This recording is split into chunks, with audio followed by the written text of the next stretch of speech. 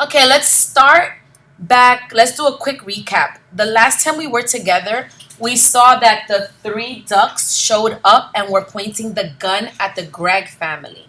So here we have the ducks. So let's see what happens. And remember, there were three holding a gun and one that wasn't.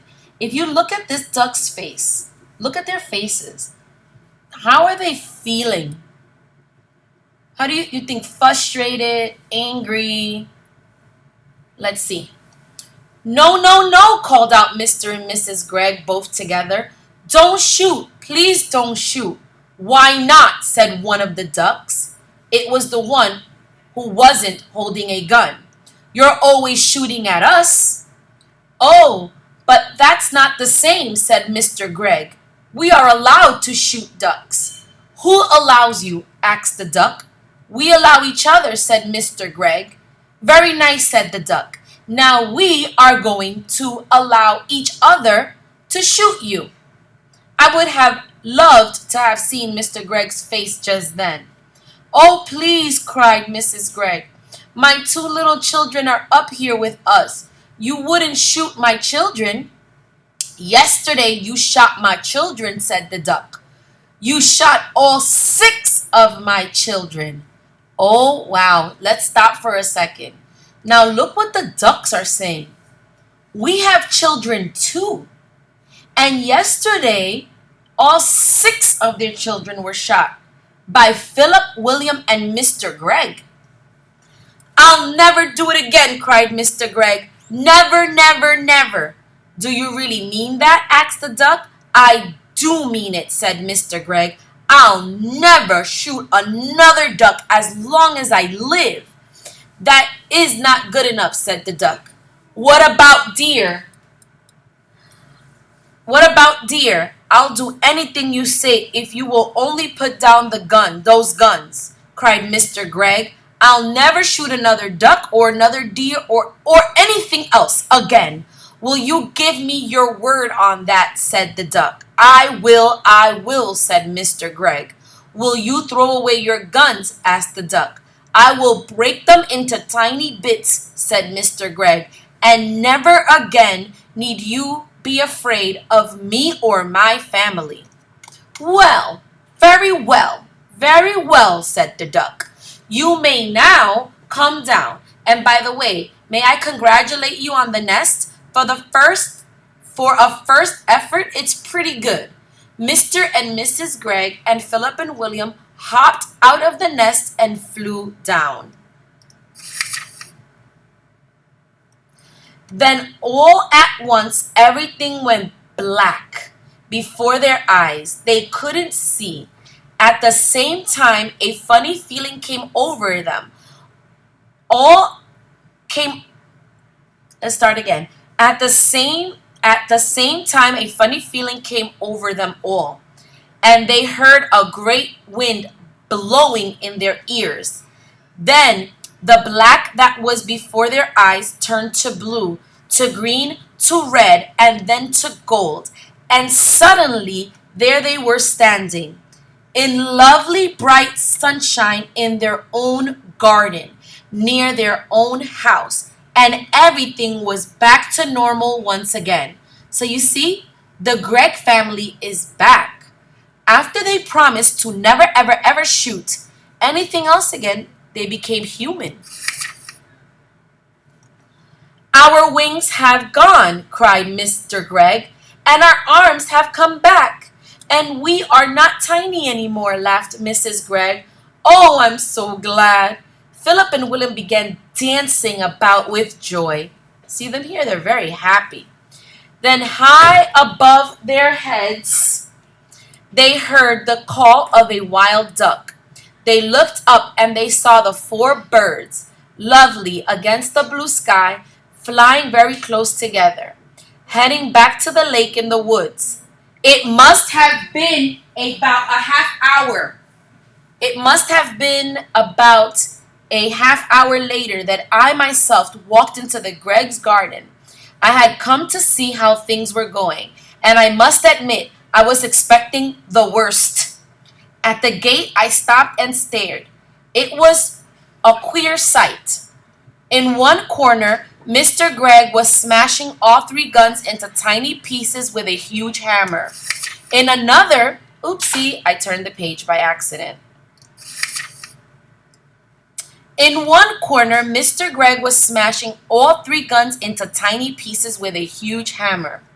In another corner, Mrs. Gregg was placing beautiful flowers upon 16 tiny mounds of soil, which I learned later were the graves of the ducks that had been shot the day before. And in the middle of the yard stood Philip and William with a stack of their father's best barley beside them. They were surrounded by ducks, doves, pigeons, sparrows, robins, larks, and many other kinds that I did not know. And the birds were eating the barley, and the boys were scattering by the handful.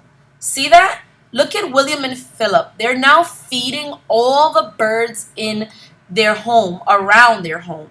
So they're actually being helpful to nature. Good morning, Mr. Greg, I said. Mr. Greg lowered his hammer and looked at me. My name is not Greg anymore, he said. In honor of my feathered friends, I have changed it from Greg to Egg. And I am Mrs. Egg, said Mrs. Greg. What happened? I asked. They seemed to have gone completely dotty, all four of them. Philip and William then began to tell me the whole story. When they had finished, William said, Look, there's the nest. Can you see it? Right up in the top of the tree. That's where we slept last night. I built it all by myself, Mr. Egg said proudly. Every stick of it.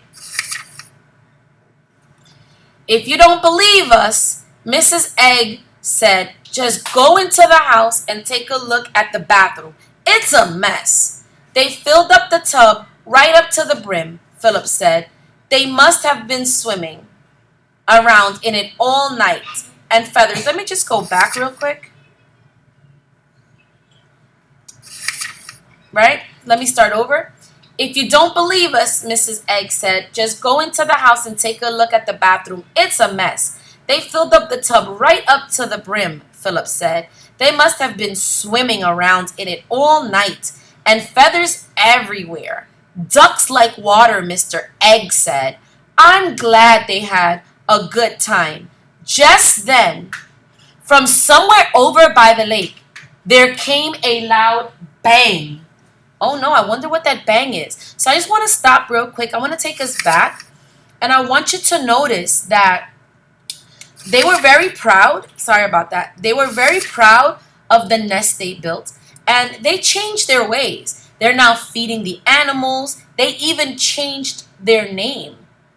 And now in the end, we see that they're completely changed their beliefs about hunting.